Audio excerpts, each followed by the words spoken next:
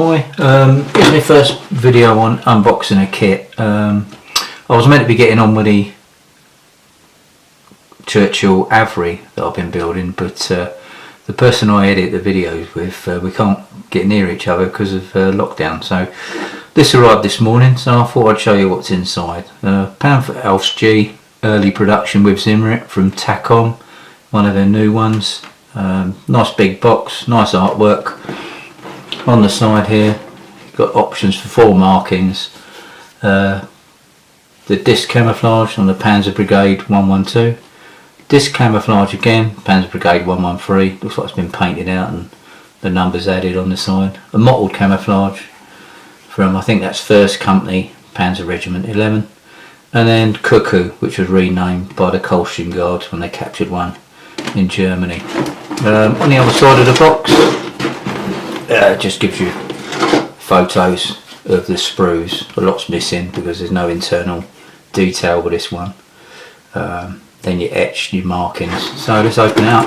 I've taken the bags off already and then put it back in as it came, as it were. Let's get it out of the way. First up is the hull with the moulded on zimmerit. Hopefully you can see that. I'll zoom in at the end. It's nicely done. Looks like a bit of repair work's gone on there, by maybe out in the field. On the front here, you see the grooves where maybe a ladder's been placed on it by the people putting the zimmerit on. It's not all uniform. It's quite nice. Yeah, nicely done that. Next up is the turret. More of the same. It's not all even. Lovely. Yeah, a little bit of texture running backwards and forwards on the turret roof. And more zimmerit there. Not all perfect. Yeah, like that. Sprue Q5. I like the way this is done. Sometimes it's hard to see which sprue you're looking for. I like that. More zimmerit on the lower hull, and all the housings for the running gear arms and the final drive. Yeah, nicely done. Rear plate, more zimmerit with lower glasses. Front of the turret with the zimmerit around the sides, and actual zimmerit on the commander's cupola as well there, as well as on the ball mount for the MG. Rear exhaust parts there, rear of the turret, and stowage bins. They've got it on as well. Yeah, lovely. H5 tools with the clasps. They're not hollow, those clasps, so if you want to keep them you might want to consider drilling them out. Spare track hangers with the pins, which are nice. You have to be careful with them. The 2-part barrel cleaning tube there. Some people might not like that because of the seam, and the frames for adding the tools. Yeah, and the jack block there. 2 sprue Ds. I'll show you this one. You've got the sprocket. Looks like there's a choice there. The hubs, towing shackles, the swing arms there for the wheels, parts for the rear idler, periscopes. Yeah, nice. And the ends of the barrel cleaning rod tube. You might want to carve them out there for the handle. Sprue November 3, N3. Fan covers and air intake grills. More parts for the exhaust there, without zimmerit on. Rear light. Yeah. E2, more exhaust parts. Machine gun. Parts for the rear plate. Other little bits and pieces. MG bag there. J2. Towing eyes for the towing cables, track cable. These tools here haven't got any clasps on, so you might want to add them yourself or leave them off. Sorry, there's the rear light. There must have been another part of it back there. 2 fire extinguishers, one in its housing, one out. Final drives. Small sprue here. Looks like it comes from the internal kit. Probably used a bit of bracing with inside it. Side skirts, or bazooka plates, or Scherzen, I think that's how you pronounce it. They're all one piece, but they're beveled at the edge there, so you could cut if you just wanted to add a few, I suppose. Stowage boxes without zimmerit, front mudguards or fenders, the front light with the wire attached, which might save you using some lead wire like I usually use. Yeah, and the parts for mounting the side plates. I guess that's if you don't want to add them, or maybe if you do as well.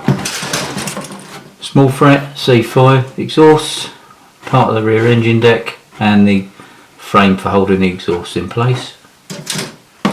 2 sprues here for the wheels. Nice bolt detail on the inside. Yeah, another rear idler there. Now the tracks are link and length, or length and length. 2 sprues.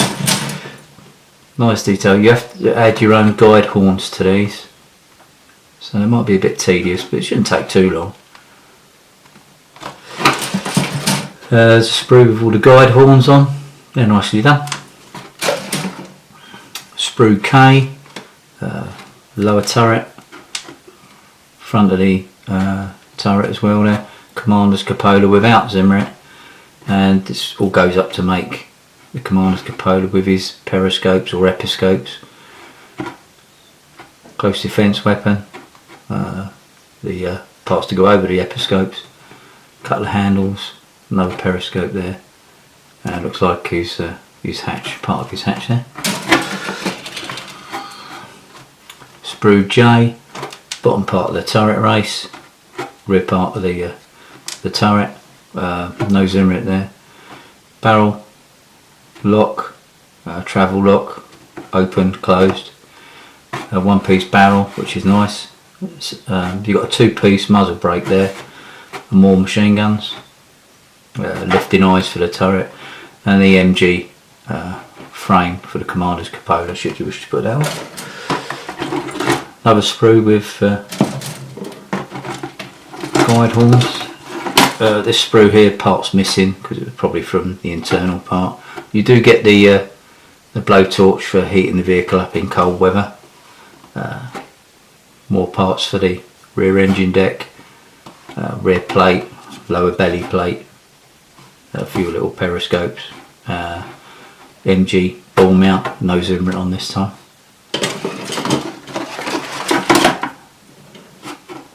This is sprue, I think it's meant to be A5. Then you've got the 1-piece muzzle brake there, which is nicely done. Is it slide moulded, I think they call that. Yeah. Crew hatches, driver, co-driver. Nice detail. What else we got? Front of the mantlet, more zimmerit on. As I said, I'll zoom in on these at the end so you can see the zimmerit possibly a bit better.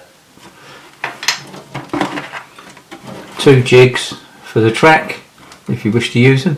I don't tend to use them myself, but I've seen other people use them, they get on with them alright. An etched fret for the engine grills. There's nicely woven texture on that as well. That's lovely. 2 pieces of copper wire.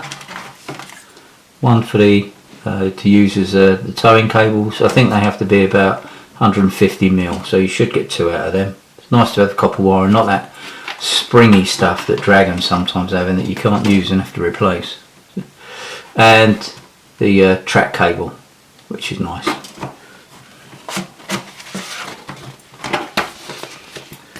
The booklet, we'll get the box out of the way.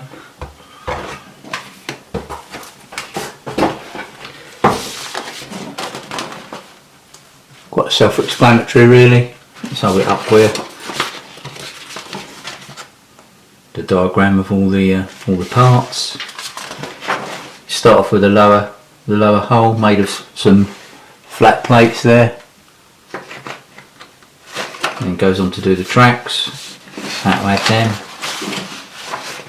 Carries on with that. A nice diagram there of how you should have the sag. You know, saves you looking through your references. Rear plate. Sorry, some of these screws getting in my way now. Assembly of the jack, which is nice. More on the rear plate. Then starts on the engine deck. Putting the barrel cleaning rod tube on, which I said you might have to clean the fill that and clean the gap up. And that's how you fit the tools, the rear track hangers there. More tools. Telling you to make 3 sets of spare track. It's up to you how many tracks you make, I suppose, or if you're working off a photo. How to fit the MG into the ball mount. The front crew hatches and the travel lock, whether you have it open or closed, gives you a choice there, down there. Fitting the upper and lower holes together. I tend to fit the upper hole to the lower hole, then add the tools. I just find it easier that way, and I'm not breaking things off, and if there is a fit issue it tends to be a bit easier. How to fit the side bazooka or Scherzen plates on there for the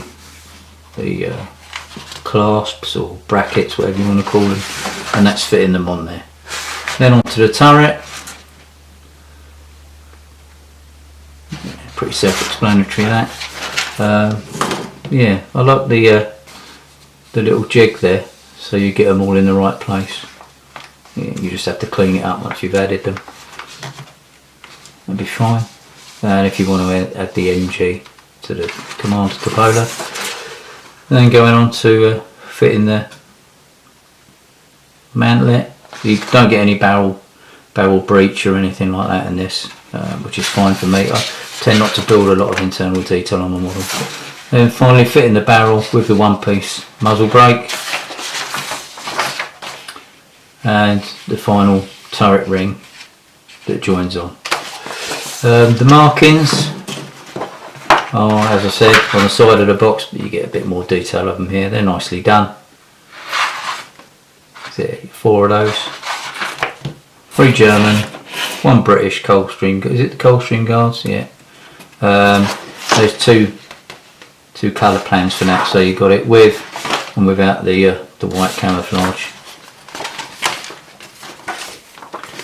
And finally, the decals. There you go. They look to be quite nicely printed. There's the Allied Star and the cuckoo. And that's it. I'll now grab hold of a couple of bits of this and zoom in for you. There we go. Hopefully you can see the zimmerit a bit better now. Slightly uneven, slightly thicker. The marks where they've been applying it. Yeah. And also on the whole sides. I like the way it's not even there. On the front. The other side black patches. And show you another bit on the mantlet. Nicely done. Yeah. 2 more models that arrived today at my house were let's zoom this out a bit.